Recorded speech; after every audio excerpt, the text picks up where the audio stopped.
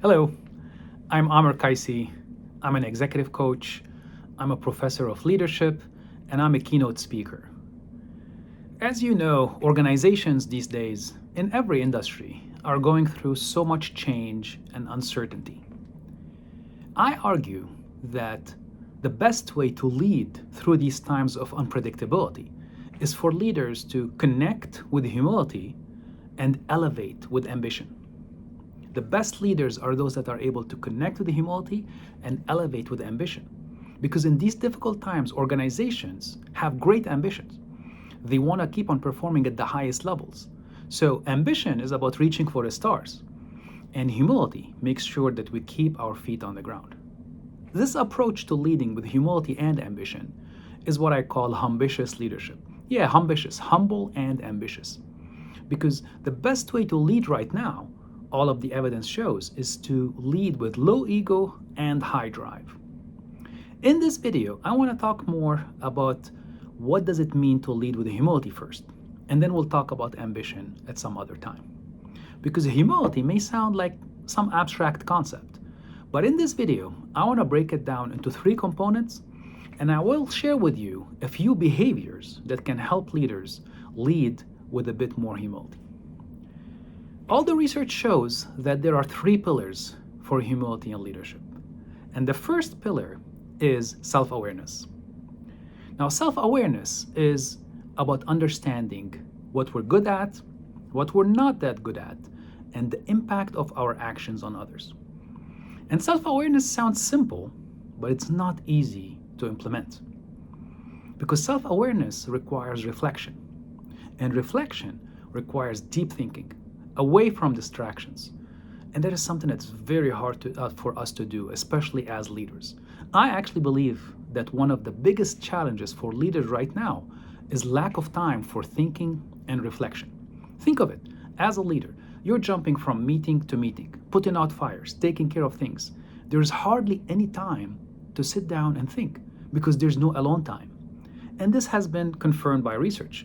A Harvard Business Review study looking at the schedules of top leaders have found that the only alone time that leaders have is in chunks of 15 minutes or less. So self-awareness is really hard because we don't have time to think. But even when we sit down to think, we're distracted. In one study, and this is crazy, you're not going to believe this study, they bring a group of people into the lab and they ask them to put away their cell phones and all of the other distractions and to walk into a room and sit down and think. Just sit down and think about anything that you want for 15 minutes. Moreover, the researchers give the participants the option of pushing a button in front of them. They tell them you don't have to push the button, but if you do, you're going to discharge an electric shock to yourself. So they had 2 options. First option, sit and think in peace for 15 minutes and no one's going to bother you. The other option, shock yourself with electricity. What do you think most people did? They pushed the button. They preferred the experience of shocking themselves over that of thinking and reflection. And that's why self-reflection is so hard and self-awareness is so rare among leaders. So what do we do as leaders, right? We've identified it's hard. What do we do? We're going to talk about take-home behaviors a little bit after we cover the second and the third component of leadership. The second component of humility and leadership is open-mindedness. And open-mindedness is about understanding what we know and what we don't know, and being open to the opinions of others. And as human beings, this sounds simple to us, but it's not easy to implement because many of us in many situations pretend to know when we actually don't know. Here's another crazy study. They bring a group of people and they give them a list of historical figures and historical events. And they tell them to put a check mark next to the figure and the event that they are familiar with. And they tell them that the person that has the highest number of check marks is going to get a prize. Now, what the participants don't know is that the researchers have made up some of the items on the list. For example, they include something called Hamrick's Rebellion, which is an event that never happened.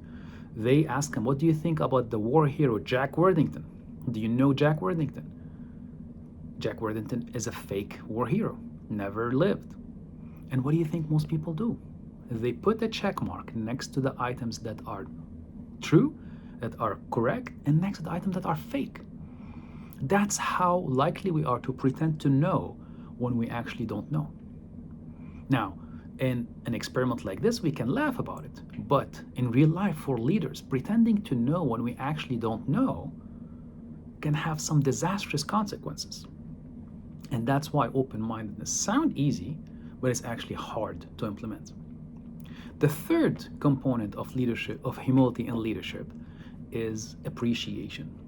And appreciation, just like the first two, sounds simple, but it's actually hard to implement.